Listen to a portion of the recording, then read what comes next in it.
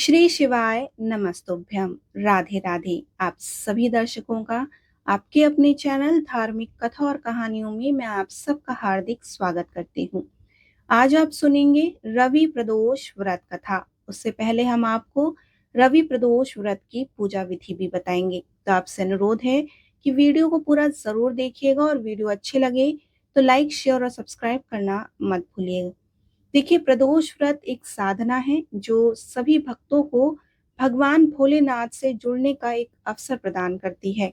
यह माह भक्त इस दिन पूरी आस्था और श्रद्धा से भगवान शिव का स्मरण करते हुए व्रत एवं पूजा करते हैं। प्रदोष शब्द का अर्थ है संध्या काल, यानी कि सूर्यास्त का समय और रात्रि का प्रथम पहर। चूंकि इस व्रत की पूजा प्रदोष काल में की जाती है, इसीलिए इसे प्रदोष व्रत के नाम से जाना जाता है। यह व्रत भगवान शिव और माता पार्वती को समर्पित होता है। प्रदोष काल में भगवान शिव की आराधना को इसलिए भी शुभ माना जाता है क्योंकि इस काल में भगवान भोलेनाथ प्रसन्नचित्त होकर कैलाश पर्वत पर डमरू बजाते हुए नृत्य करते हैं। महादेव की स्तुति के लिए सभी देवी देवता भी इस समय कैलाश पर्वत पर एकत्रित होते हैं। भगवान शिव की कृपा प्राप्त करने के लिए, घर में सुख समृद्धि के आगमन के लिए और जीवन के पश्चात मोक्ष की प्राप्ति के लिए यह पूजा अत्यंत ही लाभदायक है। प्रदोष व्रत के दिन आपको विधिवत भगवान भोलेनाथ और माता पार्वती की पूजा करनी चाहिए। तो आइए अब हम आपको रवि प्रदोष व्रत की पूजा विधि बताते हैं। सबसे पहले इस दिन ब्रह्म मुहूर्त में उठकर शिव जी का स्मरण करें और व्रत का संकल्प लें। इसके बाद पानी में गंगा जल मिलाकर स्नान आदि करके सभी नित्य कर्मों से आप निवृत्त हो जाएं। स्वच्छ वस्त्र धारण करके सूर्य देव को जल का अर्घ दें। सूर्य देव को अर्घ देते हुए ओम सूर्याय नमः मंत्र का आप जाप कर सकते हैं। प्रदोष व्रत की पूजा प्रदोष काल में होती है, लेकिन आप इससे जुड़ी हुई सभी सामग्रियों को पहले से ही तैयार करके रखें। इसके बाद उत्तर पूर्व यानी कि ईशान कोण में एक चौकी की स्थापना करें। चौकी के ऊपर आप एक सफेद कपड़ा बिछाएं और इस पर गंगा जल का छिड़काव करें। इस चौकी पर भगवान शिव, भगवान गणेश और माता पार्वती की प्रतिमा या फिर चित्र को स्थापित करें। साथ ही एक शिवलिंग को एक थाली में रखें। सभी प्रतिमाओं पर गंगा जल का छिड़काव करें। इसके बाद पूजन स्थल पर घी का दीपक प्रज्वलित करें। अब सभी प्रतिमाओं को तिलक करें। भगवान शिव को चंदन का तिलक लगाएं, भगवान गणेश को हल्दी कुमकुम का तिलक लगाएं और माता पार्वती को भी कुमकुम का तिलक लगाएं। इसके बाद सभी प्रतिमाओं को अक्षत अर्पित करें। अब सबसे पहले भगवान गणेश की पूजा करें। उन्हें जनेऊ, दूर्वा, पान सुपारी, लौंग, इलायची, लाल पुष्प, माला, धूप, दीप, भोग, दक्षिणा आदि अर्पित करें। अब आप पंचामृत से शिवलिंग का अभिषेक करें और फिर गंगा जल से अभिषेक करें। इसके बाद शिवलिंग पर भांग, धतूरा, आंख का फूल, बेल पत्र आदि अर्पित करें। अगर घर में शिवलिंग नहीं है तो किसी मंदिर में भी जाकर आप शिवलिंग का अभिषेक कर सकते हैं। भगवान शिव जी की प्रतिमा पर पुष्पमाला, सफेद फूल, बेल पत्र, आंख के फूल, भांग, धतूरा आदि अर्पित करें। माता पार्वती को श्रृंगार की सामग्री जैसे कि मौली, पुष्प, माला आदि अर्पित करें। साथ ही इस दिन प्रदोष व्रत की कथा पढ़ें या फिर सुनें। अब आप शिव चालीसा का पाठ भी कर सकते हैं या फिर 108 बार महामृत्युंजय मंत्र का भी जाप कर सकते हैं। अंत में धूप दीप से भगवान शिव और माता पार्वती की आरती करें और पूजा संपन्न होने के बाद भगवान का चढ़ाया हुआ भोग आप अपने परिवारजनों को वितरित करें और साथ ही खुद भी ग्रहण करें। इस तरह से आप रवि प्रदोष व्रत की पूजा विधि संपूर्ण कर सकते हैं। आइए अब हम आपको रवि प्रदोष व्रत की कथा सुनाते हैं। निर्धन ब्राह्मण के धनवान होने की कथा। प्राचीन काल में एक समय ऋषियों ने भागीरथी के पवित्र तट पर एक विशाल गोष्ठी का आयोजन किया। यह गोष्ठी संपूर्ण सृष्टि के प्राणियों के कल्याण के उद्देश्य से आयोजित की गई थी। उन ऋषियों की विशाल सभा में श्री व्यास जी के प्रतिष्ठित शिष्य श्री सूत जी भगवन नाम का गायन करते हुए उपस्थित हुए।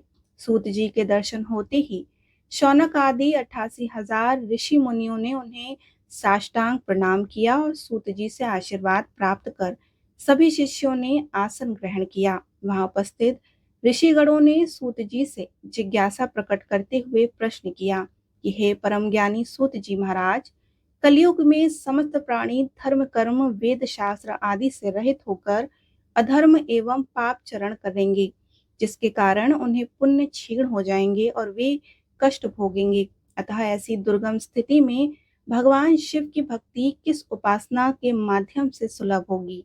ऐसा कौन सा श्रेष्ठ व्रत है जिससे धर्मावलंबियों के समस्त मनोरथ सिद्ध होंगे? कृपया करके वर्णन करें।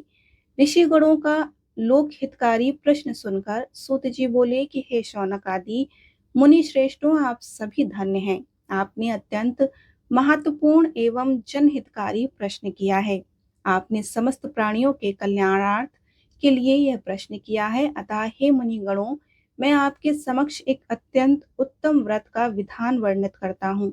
इस व्रत को करने से सभी प्रकार के पापों का शमन होता है। यह व्रत समस्त दुखों का निवारण करके सुख शांति समृद्धि तथा सनातन आदि प्रदान करने वाला है। इस व्रत का उपदेश भगवान शिव ने देवी सती को दिया था। तदुपरांत उनसे इस व्रत का उपदेश मेरे पूज्य गुरुदेव को तथा गुरुदेव से मुझे प्राप्त हुआ। व्रत का विधान वर्णित करते हुए श्री सूत जी कहते हैं कि प्रातः काल स्नान आदि दैनिक कर्मों से निवृत्त होकर भगवान शिव का ध्यान करें। निराहार रहते हुए किसी शिवालय में जाकर भगवान शिव का पूजन करें। पूजन उपरांत अर्धपुंड त्रिपुट तिलक धारण करें और शिव जी को बेलपत्र धूप दीप अक्षत तथा ऋतुफल आदि अर्पित करें और उनका पूजन करें। रुद्राक्ष की माला द्वारा ओम नमः शिवाय मंत्र का जाप करें। तदुपरांत ब्राह्मण भोज कराकर सामर्थ्य अनुसार दक्षिणा प्रदान करें। तत्पश्चात मौन व्रत का पालन करें, मिथ्या भाषण ना करें, भूमि शयन करें तथा एक समय ही भोजन ग्रहण करें। ओम ह्रीम क्लीम नमः शिवाय स्वाहा मंत्र से आहुति प्रदान कर हवन करें। इस प्रकार व्रत करने से समस्त मनोरथ सिद्ध होते हैं। श्रावण माह में यह व्रत उत्तम फल प्रदान करने वाला होता है। हे मुनिगणों, इसे प्रदोष व्रत का वर्णन भगवान शिव ने सती जी के समक्ष तथा श्री वेद व्यास ऋषि ने मेरे समक्ष किया। शौनक आदि ऋषि बोले कि हे मुनि श्रेष्ठ, आपने इस परम मंगलकारी दुख नाशक तथा गोपनीय व्रत का वर्णन किया है। कृपया पूर्वक यह बताएं कि यह व्रत किसने किया था और उसे क्या फल प्राप्त हुआ था। श्री सूत जी ने कहा कि हे विद्वान मुनिजनों, आप भगवान शिव के अनन्य भक्त हैं। आपके इस भक्ति पूर्वक आग्रह पर मैं इस व्रत को करने वाले भक्तों की कथा सुनाता हूँ, तो ध्यान पूर्वक श्रवण करें। एक ग्राम में एक अत्यंत निर्धन ब्राह्मण निवास करता था। उसकी पत्नी अति धर्मात्मा थी तथा श्रद्धा पूर्वक प्रदोष व्रत का पालन किया करती थी। उसका एक पुत्र था और एक समय उसका पुत्र गंगा स्नान करने हेतु जा रहा था। संयोगवश मार्ग में उसे डाकुओं ने घेर लिया तथा उससे कहने लगे कि तू हमें अपने पिता के गुप्त धन के विषय में बता, अन्यथा हम तेरी हत्या कर देंगे। वह बालक भयभीत होकर बोला कि हे बंधुओं, हम अति दीनहीन हैं, निर्धन हैं तथा दुखी हैं। भला हमारे समीप धन संपत्ति कैसे हो सकती है? उनमें से एक डाकू ने पूछा कि तेरी इस पोटली में क्या है? वह बालक निष्कपट होकर बोला कि मेरी माँ ने मेरे लिए रोटी बांध कर दी है। उसी समय एक अन्य डाकू ने कहा कि यह बालक तो अत्यंत ही दीनहीन है, इसे मुक्त कर देना चाहिए, अन्यथा सर्व संपत्ति से वे वहां से चले गए। डाकुओं से मुक्त होकर वह बालक एक नगर के समीप पहुंच गया। वहां एक बरगद का वृक्ष था और वह बालक थक कर उस वृक्ष की छाया में शयन करने लगा। उस नगर के सैनिक डाकुओं की खोज करते करते उस बालक के समक्ष पहुंचे। अज्ञात होने के कारण सैनिकों ने उस बालक को चोर समझ लिया तथा उन्हें बंदी बनाकर राजा के दरबार में उपस्थित किया। राजा ने उसे कारावास का दंड दे दिया।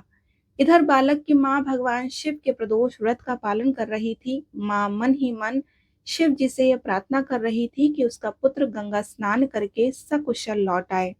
माँ द्वारा भक्ति पूर्वक किए गए उस व्रत के फल स्वरूप उसी रात्रि में राजा को एक स्वप्न दिखाई दिया कि वह बालक निर्दोष है तथा प्रातः काल ही उसे मुक्त नहीं किया तो राजा का संपूर्ण राज्य वैभव शीघ्र ही नष्ट हो जाएगा। प्रातः काल होते ही राजा ने सर्वप्रथम उस बालक से जाकर संपूर्ण वृत्तांत वर्णित करने का आग्रह किया। बालक ने राजा को मार्ग में डाकुओं से भेंट एवं अपनी निर्धनता का संपूर्ण वृत्तांत राजा के समक्ष वर्णित कर दिया। राजा ने सैनिकों को भेजकर उस बालक के माता पिता को अपने समक्ष बुलवाया और उस बालक का पिता वह निर्धन ब्राह्मण अपनी पत्नी सहित भयभीत होते हुए दरबार में उपस्थित हुआ। राजा ने ब्राह्मण से कहा कि आप निश्चिंत रहें, आपका पुत्र निरपराध है। हम आपकी यह दीनहीन स्थिति देखकर आपको जीवन यापन हेतु 5 ग्राम दान देते हैं। भगवान शिव की अनुकंपा से वह ब्राह्मण अपने कुटुंब सहित आनंद पूर्वक जीवन व्यतीत करने लगा। इसी प्रकार जो भी इस व्रत को भक्ति पूर्वक श्रद्धा पूर्वक करता है, उसे सदैव आनंद की प्राप्ति होती है। इस प्रकार रवि प्रदोष व्रत कथा संपूर्ण हुई। बोलिए उमापति शंकर भगवान की जय।